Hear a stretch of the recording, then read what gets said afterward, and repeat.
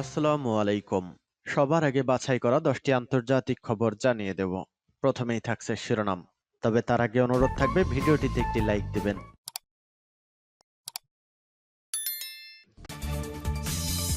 সংবাদের শুরুতেই জানিয়ে দিব সংবাদ শিরোনাম।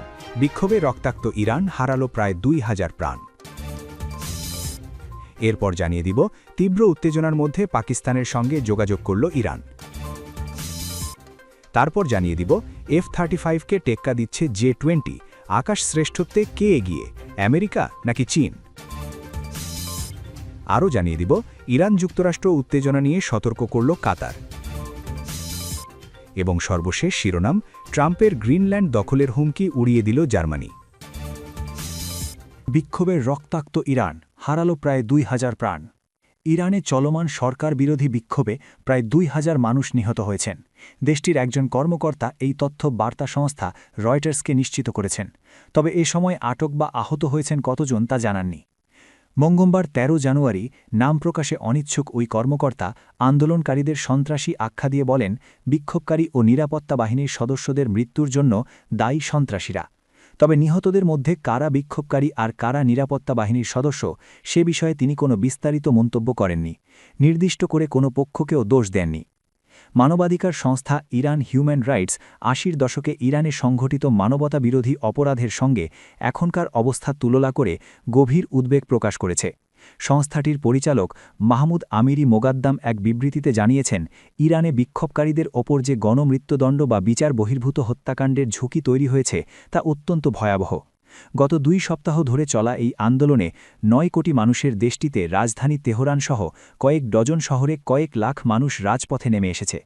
নিরাপত্তা বাহিনীর কঠোর দমনপীড়ন ও শত শত মানুষের মৃত্যুর খবর পাওয়া সত্ত্বেও বিক্ষোভকারীরা দমে না গিয়ে সর্বোচ্চ নেতা আয়াতুল্লাহ আলী খামেনির শাসনের অবসান চাইছে। মার্কিন প্রেসিডেন্ট ডোনাল্ড ট্রাম্প এই পরিস্থিতিকে অত্যন্ত গুরুত্বের সঙ্গে পর্যবেক্ষণ করছেন এবং প্রয়োজনে দেশটিতে সামরিক হস্তক্ষেপের মাধ্যমে রেজিম চেঞ্জ বা শাসন ব্যবস্থা পরিবর্তনের ইঙ্গিত দিয়েছেন। বিশ্ব নেতা ও বিনিয়োগকারীরা এখন উদ্বেগের সঙ্গে তেহরানের পরিস্থিতির দিকে নজর রাখছেন। ইরানে চলমান অস্থিরতা আরও তীব্র হওয়ায় মার্কিন নাগরিকদের অবিলম্বে দেশটি ত্যাগ করার আহ্বান জানিয়েছে যুক্তরাষ্ট্র। তীব্র উত্তেজনার মধ্যে পাকিস্তানের সঙ্গে যোগাযোগ করল ইরান। ইরানের পররাষ্ট্রমন্ত্রী আব্বাস আরাগচি ও পাকিস্তানের পররাষ্ট্রমন্ত্রী মোহাম্মদ ইশাক দার টেলিফোনে কথা বলেছেন। ফোনালাপে ইরানে চলমান পরিস্থিতি ও বিভিন্ন আঞ্চলিক বিষয় নিয়ে আলোচনা হয়েছে বলে জানিয়েছে দেশটির সরকারি বার্তা সংস্থা ইরনা। ইরনা জানায়, সোমবার আলোচনার সময় পাকিস্তানের পররাষ্ট্রমন্ত্রী ইশাক দার ইরানে চলমান বিক্ষোভের প্রেক্ষাপটে সংলাপ ও পারস্পরিক সম্পৃক্ততার গুরুত্বের ওপর জোর দেন। এদিকে একই দিনে পাকিস্তানের তথ্য ও সম্প্রচার মন্ত্রণালয় সামাজিক যোগাযোগ মাধ্যমে ছড়িয়ে পড়া একটি অভিযোগ প্রত্যাখ্যান করেছে। ওই অভিযোগে বলা হয়েছিল, ইরানের বিরুদ্ধে সম্ভাব্য মার্কিন সামরিক হামলার জন্য পাকিস্তানকে ঘাঁটি হিসেবে ব্যবহার করা হতে পারে। পাকিস্তানি গণমাধ্যমের খবরে বলা হয়, মন্ত্রণালয় এ ধরনের দাবি সম্পূর্ণ ভিত্তিহীন বলে উল্লেখ করেছে। এই ফোনালাপ এমন এক সময় হল যখন ইরানে বিক্ষোভ ও নিরাপত্তা পরিস্থিতি নিয়ে আঞ্চলিক ও আন্তর্জাতিক পর্যায়ে উদ্বেগ বাড়ছে। ধারণা করা হচ্ছে, ইরান পাকিস্তানের সমর্থন আদায়ের চেষ্টা করছে, তবে কূটনৈতিক সর্বোচ্চ সতর্ক অবস্থায় থেকে নিরপেক্ষ অবস্থান বজায় রেখেছে ইসলামাবাদ। F-35কে টেক্কা দিচ্ছে J-20, আকাশ শ্রেষ্ঠত্বে কে এগিয়ে, আমেরিকা নাকি চীন। চীন ও আমেরিকার মধ্যকার আকাশপথে শ্রেষ্ঠত্বের লড়াইয়ে নতুন মাইলফলক স্পর্শ করল চীনের মাইটি ড্রাগন। ১১ জানুয়ারি ২০২৬ তারিখে চীনের নিজস্ব প্রযুক্তিতে তৈরি পঞ্চম প্রজন্মের স্টেলথ যুদ্ধবিমান J-20 এর প্রথম উড্ডয়নের ১৫ বছর পূর্ণ হয়েছে। ২০১১ সালের এই দিনে চেংদুতে প্রথমবারের মতো ডানা মেলেছিল এই শক্তিশালী বিমানটি, যা আজ বিশ্বের অন্যতম আধুনিক যুদ্ধবিমান হিসেবেও প্রতিষ্ঠিত। একসময় যারা এই বিমানের কার্যক্ষমতা নিয়ে সন্দেহ প্রকাশ করেছিলেন, আজ তারাই J-20র ক্রমবর্ধমান সংখ্যা ও প্রযুক্তিগত উৎকর্ষে দেখে উদ্বিগ্ন। বিশেষ করে আমেরিকার F-22 র্যাপ্টার এবং F-35 লাইটনিং II বিমানের প্রধান প্রতিদ্বন্দ্বী হিসেবে J-20 এখন আন্তর্জাতিক মহলে আলোচনার কেন্দ্রবিন্দুতে রয়েছে। গত দেড় দশকে J-20 বিমানটি বহুমুখী বিবর্তনের মধ্য দিয়ে গেছে। শুরুতে রুশ ইঞ্জিনের উপর নির্ভরশীল থাকলেও বর্তমানে এটি সম্পূর্ণ দেশীয় WS-15 ইঞ্জিনে সজ্জিত হচ্ছে।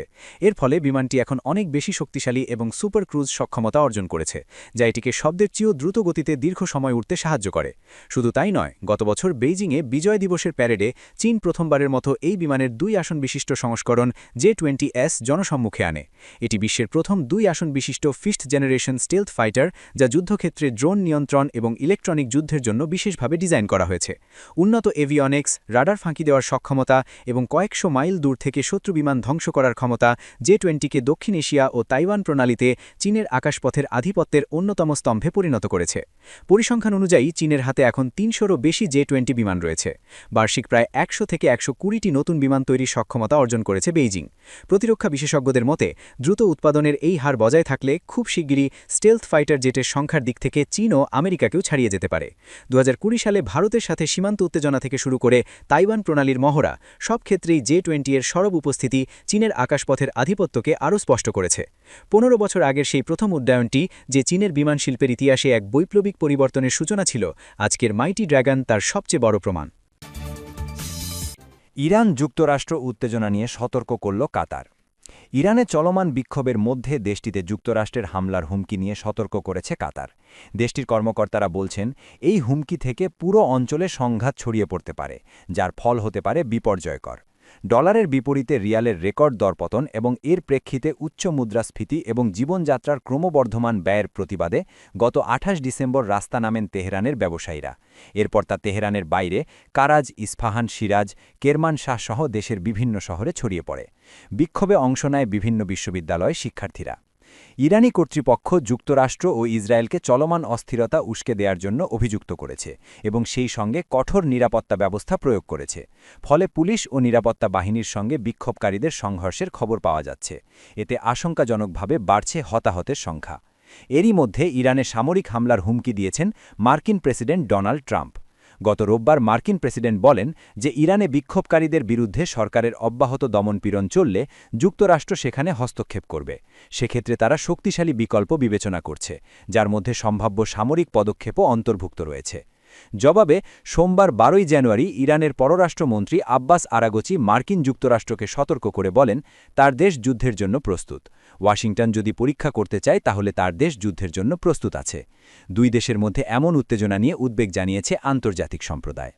এরই ধারাবাহিকতায় মধ্যপ্রাচ্যে যুক্তরাষ্ট্রের অন্যতম গুরুত্বপূর্ণ মিত্র কাতারও উদ্বেগ জানাল।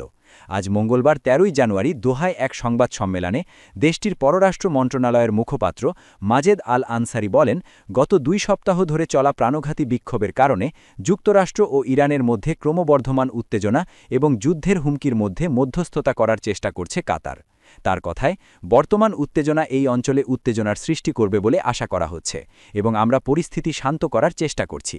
আমরা জানি যে কোনো উত্তেজনা এই অঞ্চলে এবং তার বাইরেও বিপর্যয়কর পরিণতি ডেকে আনবে এবং তাই আমরা যতটা সম্ভব তা এড়াতে চাই। আল আনসারি আরও বলেন, আঞ্চলিক সমস্যা সমাধানের সবচেয়ে কার্যকরী উপায় হল দূতাবাস এবং আমরা আমাদের প্রতিবেশী ও অংশীদারদের সাথে এটি নিয়ে কাজ করছি। তিনি আরও বলেন, আমরা এই অঞ্চলের পরিস্থিতি শান্ত করার এবং ওয়াশিংটন ও ইরানের মধ্যে বিরোধ সমাধানের লক্ষ্যে যোগাযোগের একটি পক্ষ। ট্রাম্পের গ্রিনল্যান্ড দখলের হুমকি উড়িয়ে দিল জার্মানি। গ্রিনল্যান্ডে যুক্তরাষ্ট্রের সামরিক হামলার আশঙ্কা উড়িয়ে দিয়েছেন জার্মান পররাষ্ট্রমন্ত্রী জোহান ওয়াডেফুল। ডেনমার্কের স্বায়ত্তশাসিত এই আর্কটিক ভূখণ্ড দখলের বিষয়ে মার্কিন প্রেসিডেন্ট ডোনাল্ড ট্রাম্পের একাধিক হুমকির পরও জার্মানি মনে করছে এমন কোনো বাস্তব ঝুঁকি নেই। স্থানীয় সময় সোমবার ১২ জানুয়ারি সাংবাদিকদের সঙ্গে আলাপে জার্মান পররাষ্ট্রমন্ত্রী জোহান ওয়াডেফুল বলেন, গ্রিনল্যান্ডে একতরফা সামরিক পদক্ষেপ নেওয়ার বিষয়ে যুক্তরাষ্ট্র যে সত্যিই ভাবছে এমন কোনো ইঙ্গিত তিনি পাননি। খবর এএফপির। মার্কিন পররাষ্ট্রমন্ত্রী মার্কো রুবিওর সঙ্গে বৈঠকের পর ওয়াডেফুল বলেন, আমি মনে করি আর্কটিক অঞ্চলে উদ্ভূত নিরাপত্তা চ্যালেঞ্জ মোকাবেলায় আমাদের সবারই একটি যৌথ স্বার্থ রয়েছে এবং আমরা সেটিই করব। ওয়াডেফুল জানান, ন্যাটো বর্তমানে এ বিষয়ে আরও নির্দিষ্ট পরিকল্পনা তৈরির প্রক্রিয়ায় রয়েছে, যা যুক্তরাষ্ট্রসহ মিত্র দেশগুলোর সঙ্গে আলোচনা করা হবে। এই মন্তব্য এমন এক সময় এসেছে যখন চলতি সপ্তাহে ওয়াশিংটনে যুক্তরাষ্ট্র, ডেনমার্ক ও গ্রিনল্যান্ডের শীর্ষ কূটনীতিকদের মধ্যে বৈঠক হবার কথা রয়েছে। এদিকে সোমবার গ্রিনল্যান্ড সরকার আবারও স্পষ্ট করে জানিয়েছে, কোনো পরিস্থিতিতেই তারা যুক্তরাষ্ট্রের দখল বা নিয়ন্ত্রণ মেনে নেবে না। একই দিনে যুক্তরাষ্ট্রের কংগ্রেস সদস্যরাও এক বিবৃতিতে জানান, এক দ্বিদলীয় প্রতিনিধি দল শুক্রবার ও শনিবার ডেনমার্কের রাজধানী কোপেনহেগেনে সফর করবে। সুইজারল্যান্ডের ডাভোসে অনুষ্ঠেয় ওয়ার্ল্ড ইকোনমিক ফোরামে যাওয়ার পথে এই সফর হবে। ডেমোক্র্যাট সিনেটর ক্রিস কুনস বলেন, প্রতিনিধি দলটি ব্যবসায়ী ও সরকারি নেতাদের সঙ্গে সাক্ষাৎ করে আর্কটিক অঞ্চলের নিরাপত্তা জোরদার এবং বাণিজ্যিক সম্পর্ক আরও শক্তিশালী করা নিয়ে আলোচনা করবে। অন্যদিকে রিপাবলিকান সিনেটর থম টিলিস বলেন, আমাদের মিত্রদের সমর্থন করা এবং ডেনমার্ক ও গ্রিনল্যান্ডের সার্বভৌমত্বকে সম্মান করা এই বিষয়ে কংগ্রেসের ঐক্যবদ্ধ অবস্থান অত্যন্ত গুরুত্বপূর্ণ। সোমবার গ্রিনল্যান্ড ও ন্যাটো জানায় আর্কটিক অঞ্চলের প্রতিরক্ষা ক্ষমতা জোরদারে তারা যৌথভাবে কাজ করছে। এটি এমন একটি বিষয় যাকে সামনে রেখে প্রেসিডেন্ট ট্রাম্প বারবার গ্রিনল্যান্ডের নিয়ন্ত্রণ নেওয়ার প্রয়োজনীয়তার কথা বলেছেন।